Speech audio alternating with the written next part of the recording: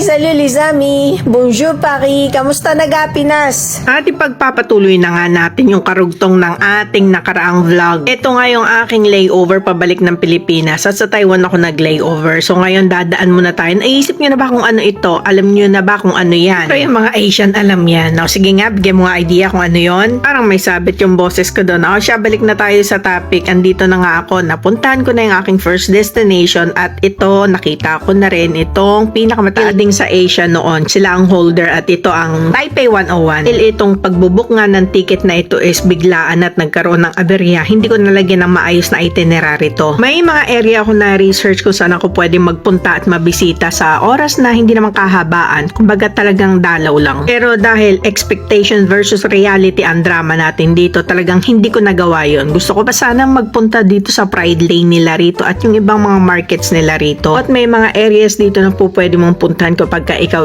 nagle-layover lang. Gaya ng ginawa ko today, nag-layover lang naman ako at nag-sneak lang ako rito para makita yung Taipei. Pero dahil nga first time ko ito at medyo alangan ako baka maiwanan ako ng flight pabalik ng Pilipinas, ito na lang muna. Tama na to, next time na lang kapag ka umulit-uli ako dito mag-layover. Please next time, sabi ko sa sarili ko, aware na ako at alam ko. Total may pabalik naman ako ng Paris na meron akong 17 hours na layover. Baka po pwede doon. Pagkatapos ko nga sa Taipei 101 is magpupunta ako rito sa I don't know kung saan Yat-sen Memorial ito. Basta isa itong temple. Ang Kai-shek. Yun ang pangalan ng temple na to. Pupuntahan natin. At dahil mas malayo yung Taipei 101, ang ginawa kong itinerary is pabalik. Inuna ko muna yung Taipei 101 at dahil pabalik na rin ako sa airport, ito na lang yung sinunod ko. So pang second ito. Kaya ginawa ko tong second na destination. Sayang lang din kasi kung alam ko lang na madedelay yung flight pa Pilipinas, sana nagtagal na ako. Baka nahanap ko pa ibang tourist spots dito sa Taipei. Kaya lang ganun talaga siguro. It's better to be safe din kesa mag-book tayo ng panibagong ticket. Ito nga sa trip na to, nagkaroon ako ng madaming realization at idea for the next flight if ever na babalik ako ng Pilipinas this year. Punta at lalo na pagpabalik ng France, epic fail talaga ito. Kaya ito puro papunta lang to. Yung pabalik ng Paris, ang nakuha ko lang na video is kakaunti lang kasi inabot na ako ng katamaran nun. Meron kasi akong pinagdadaanan nun kaya hindi na ako nakapag-video. Nawalan talaga ako ng gana. Kaya ito lang yung nagawa ko. Ganun talaga siguro, no? Minsan meron tayong trial and error sa buhay. Try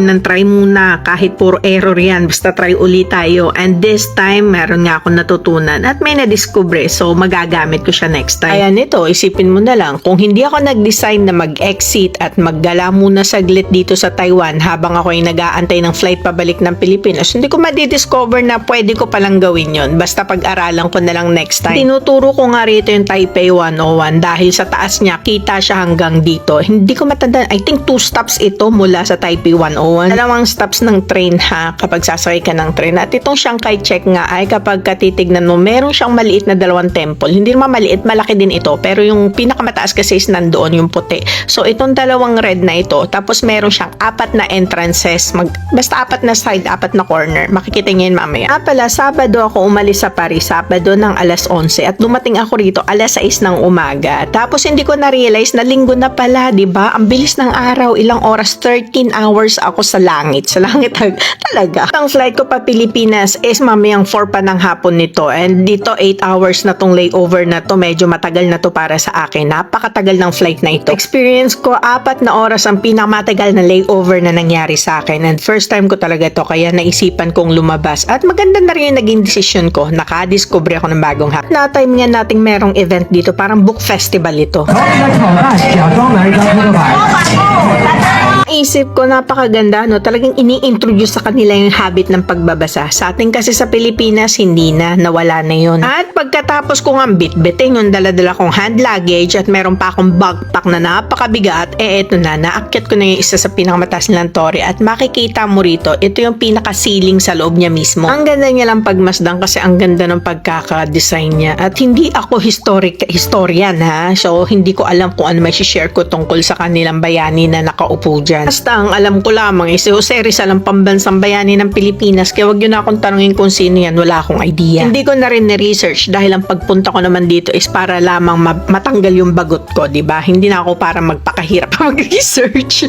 At yan nga, makikita nyo, meron dyang 4 na entrance. Itong dalawang gilid, may maliliit pa palang parang entrance dito. Basta kung saan ka titingin, meron kang pwedeng pasukan. Tama rin lang naman yung idea na yun. Napakahirap po yung isa lang dalawang entrance. Kapag kakakailanganin mo lumusot sa kabila, ang layo ng lalakarin mo. Ang laki kaya ng lugar na to. At ang pag-akyat dito is manual. At makikita mo naman, nagmukhang langgam ang mga tao sa ibaba sa taas nito. Pero ang akyatan, iisa lang. At kapag kahapon, merong I think parade or demonstration dito. Demonstration, hindi. May parang ipinapakita silang marching ng guard or changing ng guard. Parang sa London. Tama ba ako? Dun sa mga temple nila, may mga parang mini pond din dito at meron din mga pwede kang upuan, malilim na puno, malaki yung area, malaki talaga, may mga greeneries ka na pwede mong makita, so maganda, pwedeng tambayan talaga. Siguro yung mga family nagpupunta sila rito, kahit yung mga Pilipino. Pagpunta ko rito, nag-remind mo sa akin ng Hong Kong, kasi parang ganito rin sa Hong Kong, may mga temple din, may mga parks, public parks din na po pwede mong puntahan at pwede ka umupo ron pag family, gaya ng ibang mga Pilipino, kapag ka Sunday, doon sila nagtatambay. Parang dito rin, marami rin pati ako nakitang Pilipinong nagagala. Bukod sa mga turistang Pinoy